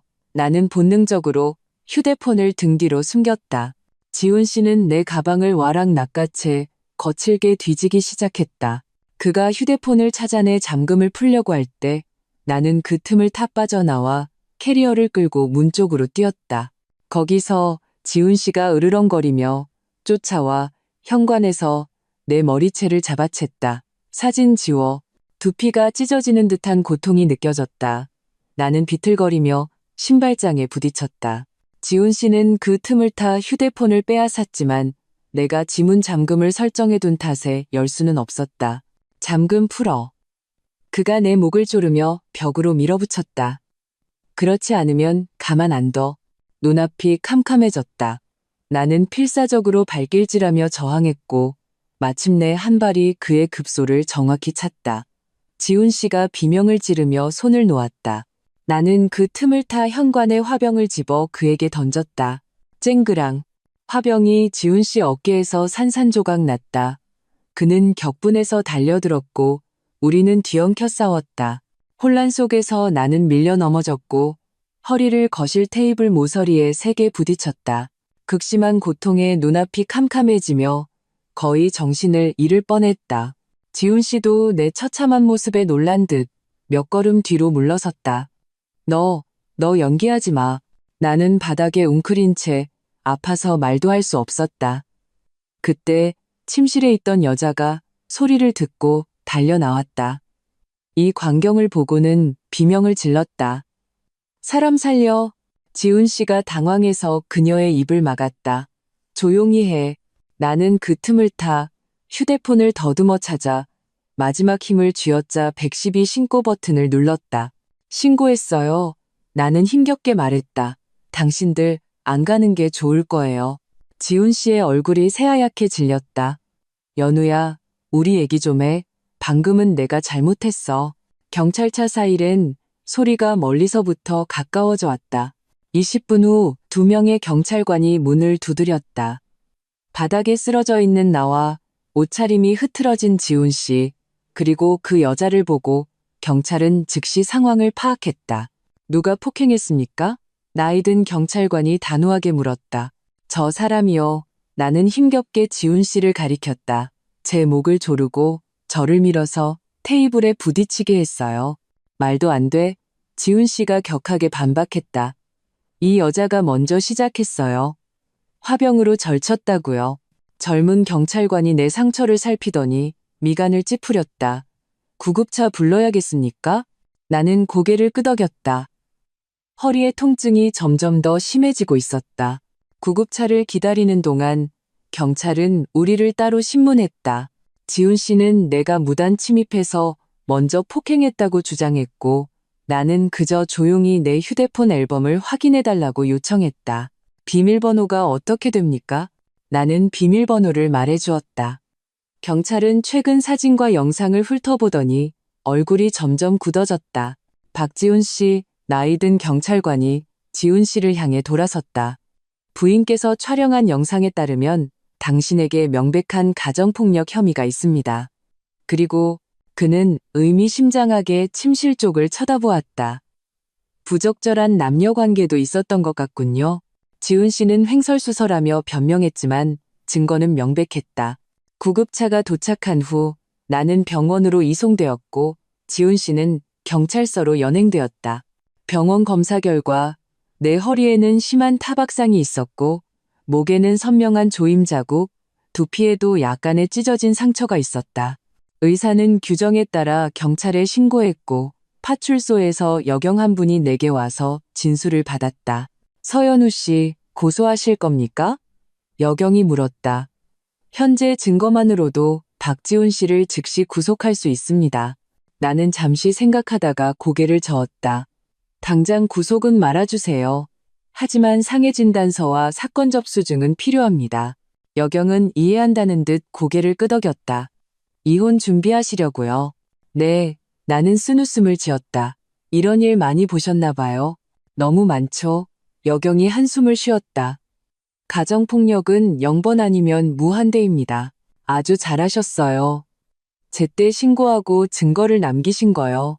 병원을 나설 때쯤 이미 해가 져 있었다. 소식을 듣고 달려온 수진이가 내 모습을 보고는 울음을 터뜨릴 뻔했다. 그 짐승 같은 놈, 내가 가만 안 둬? 괜찮아. 나는 그녀를 위로했다. 적어도 이제 증거는 확실해졌잖아. 이혼은 순조로울 거야. 임시 거처로 돌아와. 나는 즉시 장 변호사에게 연락했다. 오늘의 사진, 영상, 그리고 상해진단서를 모두 그에게 보냈다. 완벽합니다. 장 변호사가 전화기 너머로 흥분해서 말했다. 가정폭력, 외도, 재산 빼돌리기. 박지훈 씨는 이혼 소송의 모든 지뢰를 다 밟았네요. 법원은 반드시 당신 편을 들어줄 겁니다. 전화를 끊고 나는 지친 몸을 침대에 던졌다. 몸의 고통보다 마음의 상처가 훨씬 더 컸다. 3년의 결혼 생활은 결국 거짓과 폭력 위에 세워져 있었던 것이다. 다음 날 아침 지훈 씨에게서 전화가 왔다. 잠시 망설이다가 받았다. 연우야. 그의 목소리는 쉬어 있었다. 마치 밤을 꼴딱 새운 사람처럼 내가 잘못했어. 정말 잘못했어. 제발 고소만은 하지 말아줘. 파출소에서 풀려났나 보죠? 나는 차갑게 물었다. 응, 지훈 씨가 우물쭈물했다. 어머니가 아는 분 통해서. 근데 사건 기록은 남아있어. 연우야, 우리 직접 만나서 얘기 좀 하면 안 될까? 필요 없어요. 나는 단호하게 거절했다. 모든 대화는 변호사를 통해서 하세요. 너 꼭 이렇게 매정하게 굴어야겠어? 지훈 씨가 갑자기 다시 강경하게 나왔다. 잊었어? 우리 엄마가 너네 회사 대주주랑 아는 사이라고. 네가 만약 박지훈 씨, 나는 그의 말을 끊었다. 어젯밤 영상이랑 사진, 그리고 상해진단서만으로도 당신을 사회에서 매장시키기에 충분해요. 만약 당신이나 당신 가족이 나를 또다시 괴롭힌다면 나는 이 모든 걸 인터넷에 뿌려서 온 세상 사람들이 박씨 집안의 진짜 모습을 보게 만들 거예요. 전화기 저편은 한참 동안 침묵했다. 마침내 지훈 씨가 이를 가는 소리가 들려왔다. 대체 원하는 게 뭐야? 공정한 이혼 합의. 나는 평온하게 말했다. 법에 따라 제가 받아야 할 것은 한 푼도 빠짐없이요. 전화를 끊고 나는 길게 숨을 내쉬었다. 이 전쟁은 마침내 전환점을 맞이했다. 박지훈과 시어머니는 내가 더 이상 그들이 마음대로 주무를 수 있는 어린 며느리가 아니라는 것을 마침내 깨달은 것이다. 사흘 후 나는 정식으로 법원에 이혼 소송을 제기하고 지훈 씨가 자산을 더 이상 빼돌리지 못하도록 재산 보전 신청을 했다. 동시에 나는 회사에 발령을 수락하고 일주일 후 상하이로 떠날 준비를 했다. 짐을 싸는데 수진이가 와서 도와주었다. 텅 빈 원룸을 보며 그녀가 갑자기 물었다. 후회해? 나는 고개를 저었다. 가방에서 그 포토샵으로 조작된 사진을 꺼내 조용히 반으로 찢었다. 더 일찍 깨닫지 못한 걸 후회해. 상하이로 떠나기 전날 도현 씨가 송별회를 해주겠다며 저녁 식사를 제안했다. 레스토랑에서 그는 내게 봉투 하나를 건넸다. 상하이에 있는 친구들 연락처야. 도움이 필요하면 연락해봐. 고마워요. 나는 감동해서 봉투를 받았다. 왜 저한테 이렇게 잘해주세요? 도현 씨가 웃었다. 대학 때부터 당신을 좋게 봤어. 아쉽게도 그때는 남자친구가 있었지만 지금은 그냥 그 아쉬움을 좀 메워보고 싶은 거지? 심장이 갑자기 빠르게 뛰기 시작했다. 나는 황급히 고개를 숙여 스테이크를 썰었다. 이혼 소동 이후 처음으로 누군가에게 설렘을 느꼈다. 천천히 해요. 도연 씨는 내 당황함을 눈치챈 듯 재치 있게 화제를 돌렸다. 상하이는 좋은 곳이에요. 당신도 좋아할 거예요. 그날 밤 나는 법원으로부터 조정기일 통지서를 받았다. 이혼 소송은 한 달 후에 열릴 예정이었다. 장 변호사는 당분간 서울을 떠나지 않는 것이 좋겠다고 조언했지만 상하이의 근무 기회 또한 놓치기 어려웠다. 진퇴양난에 빠져 있을 때 대표님에게서 전화가 왔다. 연우 씨, 이혼 소송 기일이 잡혔다고 들었어요. 심장이 쿵 내려앉았다. 발령을 취소하려는 건가? 네, 대표님. 걱정 말아요. 대표님이 뜻밖의 말을 했다. 회사는 연우 씨를 지지합니다. 상하이 지사에는 2주 정도 늦게 합류해도 괜찮으니 먼저 개인적인 일부터 잘 처리해요. 나는 내 귀를 의심했다. 정말요? 정말 감사합니다. 고마워할 것 없어요. 대표님이 잠시 뜸을 들였다. 사실 내 전처랑 박지훈 씨 어머니가 절친한 친구 사이였어요. 박 씨 집안이 어떤 사람들인지 잘 알죠. 연우 씨, 잘하고 있어요. 용기를 내요. 전화를 끊고 나는 창가에 서서 서울의 화려한 야경을 바라보았다. 이 도시는 내게 너무나 많은 기억을 남겼다. 좋은 기억, 나쁜 기억, 달콤한 기억, 고통스러운 기억. 하지만 이제는 앞으로 나아가야 할 때였다. 내일 나는 완전히 새로운 모습으로 법정에 서서 이 잘못된 결혼을 끝낼 것이다. 그리고 상하이로 나의 새로운 삶을 향해 달려갈 것이다. 법원 조정실은 냉방이 너무 강했다. 나는 정장 재킷을 여미며 무의식적으로 손가락으로 테이블을 두드렸다.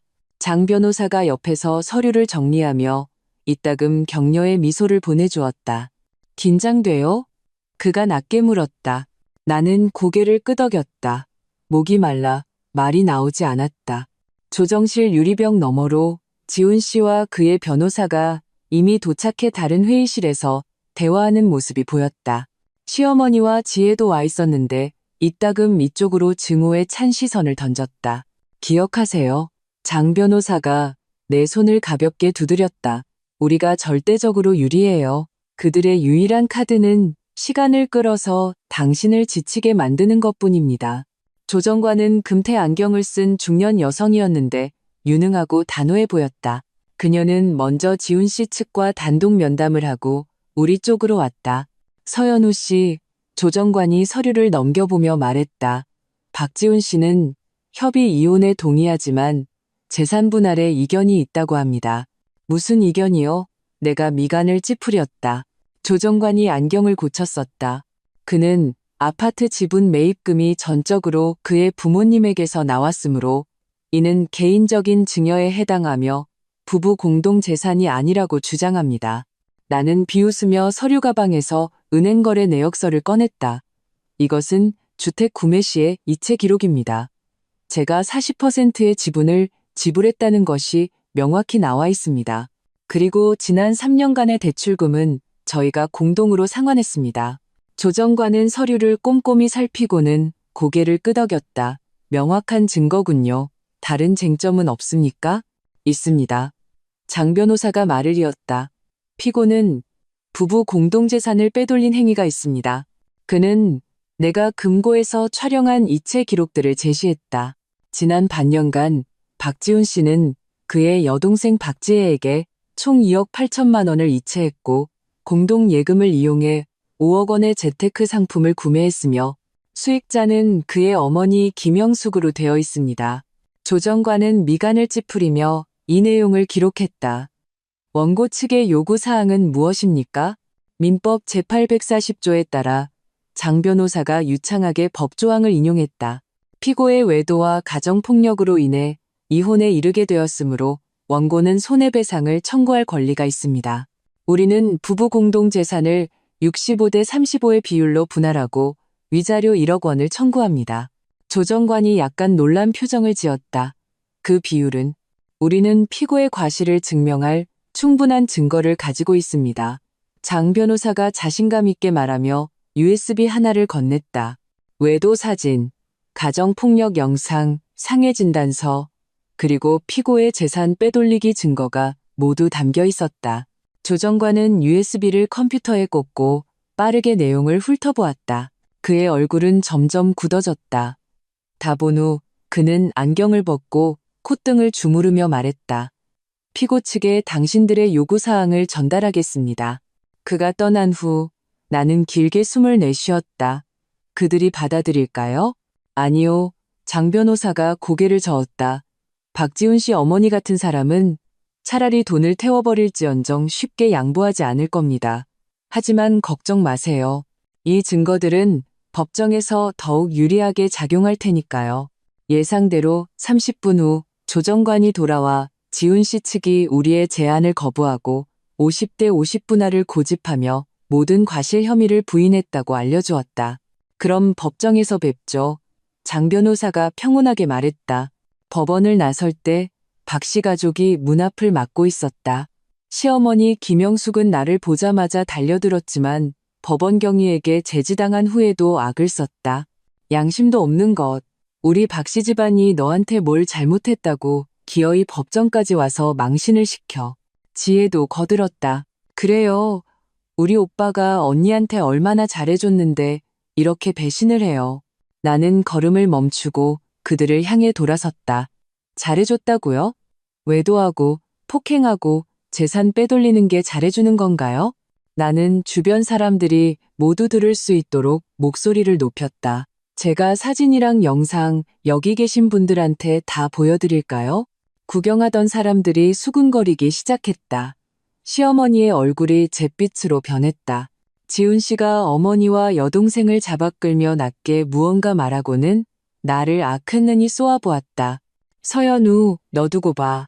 저는 법원의 공정한 판결을 기다리겠습니다. 나는 평온하게 응수하고 뒤돌아섰다. 임시 거처로 돌아와 나는 지쳐서 소파에 쓰러졌다. 이 전쟁은 생각보다 훨씬 더 힘든 일이었다. 하지만 나는 끝까지 버텨야 한다는 것을 알았다. 휴대폰이 울렸다. 도현 씨의 메시지였다. 오늘 조정은 어땠어? 나는 간단히 상황을 설명했다. 그는 곧바로 답장했다. 내가 서울로 돌아가서 같이 있어줄까? 상하이 일은 거의 다 처리했어. 마음속에 따뜻한 기운이 퍼졌지만 나는 정중히 거절했다. 고마워요. 하지만 혼자 맞서고 싶어요. 이해해. 무슨 일 있으면 언제든 연락해. 도현 씨의 배려에 눈시울이 뜨거워졌다. 이후 2주간 나는 업무 인수인계에 전념하면서 동시에 장 변호사와 함께 정식 재판 자료를 준비했다. 지훈 씨 쪽은 조용해졌고 더 이상 나를 괴롭히지 않았다. 재판 전날 밤 내가 서류를 정리하고 있는데 휴대폰이 갑자기 울렸다. 모르는 번호였다. 여보세요? 나는 조심스럽게 받았다. 연우야, 지훈 씨의 목소리였다. 하지만 말투는 놀랍도록 온화했다. 우리 얘기 좀 할 수 있을까? 딱 우리 둘이서만. 할 얘기 있으면 그냥 말해요. 나는 경계를 늦추지 않았다. 내가 직접 사과하고 싶어서. 지훈 씨의 목소리에는 흐느낌이 섞여 있었다. 지난 시간 동안 많이 생각했어. 정말 내가 너한테 잘못했어. 나는 휴대폰을 꽉 쥐었다. 내 귀를 의심했다. 이 사람이 그 오만방자했던 박지훈이란 말인가? 연우야, 내가 잘못했어. 그가 계속 말했다. 바람 피운 것도, 손찌검한 것도. 내일이면 재판인데 이렇게 험한 꼴 보이고 싶지 않아. 우리끼리 조용히 해결하면 안 될까? 어떡해요? 나는 침착하게 물었다. 내 조건 받아들일게. 지훈 씨가 다급하게 말했다. 재산 65%, 위자료, 전부 다. 제발 소송만 취하해줘. 이것은 너무나 이상했다. 지훈 씨의 성격에 갑자기 이렇게 순순히 나올 리가 없었다. 그들이 우리에게 불리한 새로운 증거라도 발견한 게 아니라면 왜 갑자기 마음을 바꿨어요? 내가 직접적으로 물었다. 전화기 저편은 몇 초간 침묵했다. 그 사진이랑 영상 공개되는 거 원치 않아. 내 직장 생활의 타격이 너무 커. 결국 이거였구나. 지훈 씨는 대기업에 다니고 있었고 외도와 가정폭력 증거가 공개되면 그의 앞날에 큰 영향을 미칠 것이 분명했다. 내일 법정에서 뵙죠. 나는 직접적인 대답을 피했다. 진심으로 화해할 마음이 있다면 판사님 앞에서 조정 합의를 하세요. 전화를 끊고 나는 즉시 장 변호사에게 연락해 지훈 씨의 이상한 행동을 알렸다. 속임수일 수 있으니 조심하세요. 장 변호사가 경고했다. 시간을 벌려는 작전일 가능성이 높습니다. 내일 제가 내내 같이 있을 테니 절대 그들과 단독으로 접촉하지 마세요. 전화를 끊고 나는 창가에 서서 서울의 화려한 야경을 바라보았다. 내일이면 이 모든 것이 마침표를 찍을 것이다. 결과가 어떻든 나는 담담하게 받아들일 수 있었다. 나는 마침내 나 자신을 위해 싸우는 법을 배웠으니까. 다음 날 아침 법원 앞은 사람들로 북적였다. 놀랍게도 박 씨 가족 외에 카메라를 든 기자 몇몇이 와 있었다. 어떻게 된 거죠? 내가 긴장해서 장 변호사에게 물었다. 그는 미간을 찌푸리며 그들을 쳐다봤다. 박지훈 씨 어머니가 불렀군요. 언론을 통해 압박하려는 겁니다. 예상대로 나를 보자마자 시어머니가 기자들을 이끌고 달려왔다. 바로 이 여자입니다. 우리 며느리예요. 돈 때문에 이혼하겠다고 우리 아들한테 외도랑 폭행 누명까지 씌웠어요. 플래시가 터져 눈을 뜰 수 없었다.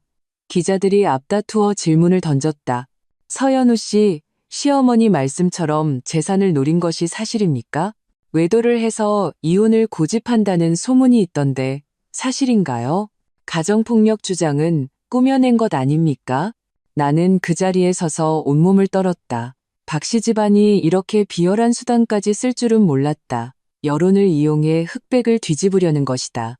노코멘트 하겠습니다. 장 변호사가 나를 감싸며 기자들을 밀어냈다. 모든 것은 법정의 판결을 기다리십시오. 법정에 들어선 후에도 나는 여전히 심장이 두근거렸다. 어떻게 저럴 수가 있죠? 진정해요. 장 변호사가 내 손을 두드렸다. 판사님은 여론이 아니라 증거만 보십니다. 정식 재판이 시작되자 지훈 씨 측 변호사는 예상대로 감정에 호소하는 전략을 폈다. 우리의 결혼 파탄 책임이 내가 일에만 몰두하고 가정을 돌보지 않았기 때문이라고 주장하며 외도와 가정폭력 혐의를 전면 부인했다. 심지어 내가 과실이 있는 유책 배우자라고 반격하기까지 했다. 우리 측 증거 제출 차례가 되자 장 변호사는 차분하게 모든 증거를 제시했다. 박지훈과 내연녀의 다정한 사진, 폭행 당일의 영상, 상해 진단서, 재산 빼돌리기 은행 거래 내역, 모든 항목의 명백한 증거가 뒷받침되었다. 가장 결정적인 것은 장 변호사가 박지훈과 행정팀 미나윤의 호텔 출입 기록까지 증거로 신청했다는 점이었다.